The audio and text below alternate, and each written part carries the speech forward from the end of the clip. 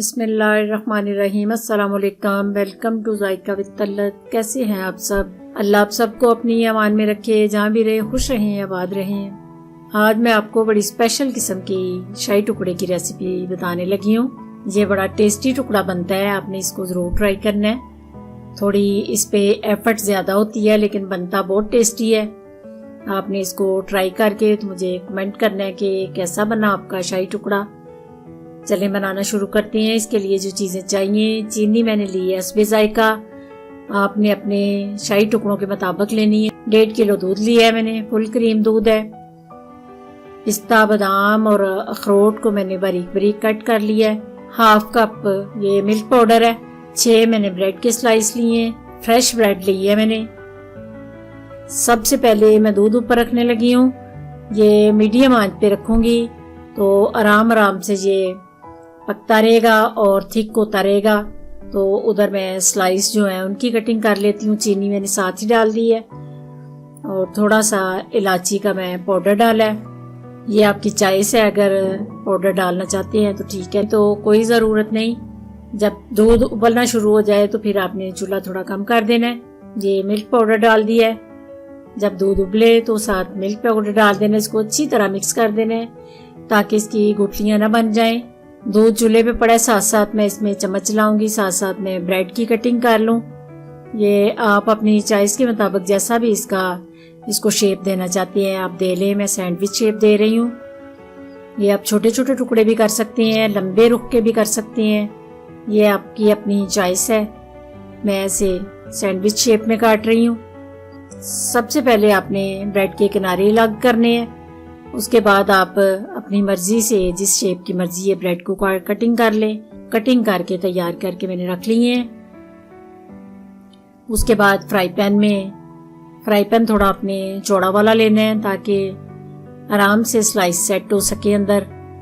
अगर आप इनको डीप फ्राई करेंगे तो बहुत ज़्यादा ऑयल इनमें अब्जॉर्ब हो जाता है, तो वो ज़रा खाने में मुश्किल होती है। इसलिए मैं साथ साथ थोड़ा थोड़ा ऑयल डालूंगी और साथ इनको ब्राउन करती जाऊंगी। आपने थोड़ा डार्क ब्राउन करना है क्योंकि डार्क ब्राउन जो है वो खूबसूरत भी लगते हैं और क्रिस्पी भी थोड़े बनते हैं। साथ साथ थोड़ा थोड़ा ऑयल डालते जाना है और इनको ब्राउन करते जाना है। ये इस कलर में जो है ये आपने सारे स्लाइस तैयार करके रख लेने हैं। स्लाइस तैयार हो गए हैं और आप ये देखें बिल्कुल थिक हो गया है। तो इस शक्ल में जब आ जाए फिर आपने चूल्हा बंद कर देना है। ठंडा होके भी थोड़ा इसने जो है वो थिक होना है, तो ज़्यादा आपने थिक कर दिया तो फिर स्लाइस अंदर से खुश्क रह जाते हैं तो मज़े के नहीं बनते। दूध तैयार है तो ये मैं चाशनी बना रही हूँ। थोड़ी सी चाशनी भी बनानी है। चाशनी से जो स्लाइस हैं वो बड़े मज़े के बनते हैं, अंदर तक उनके जो मीठा है वो चला जाता है, तो चाशनी डालनी ज़रूरी होती है। ये देखें, ज़्यादा इसको आपने थिक नहीं करना, तार वाली चाशनी नहीं बनानी, पतली चाशनी आपने तैयार करनी है। तो ये देखिए इतने खूबसूरत हार्ड से जो स्लाइस है वो तैयार हुए हैं। फिर आपने अपने ये बर्तन के मुताबिक इनकी सेटिंग कर लेनी है। सेटिंग में अगर पीस थोड़े छोटे करने पड़े तो वो भी आप कर सकते हैं। फिर ऊपर चाशनी थोड़ी सी डालनी है ताकि ये अंदर तक जूसी हो सकें और थोड़े नरम हो जाएं। उसके बाद चाशनी डाल के फिर आपने ये जो दूध तैयार किया है वो डालना है।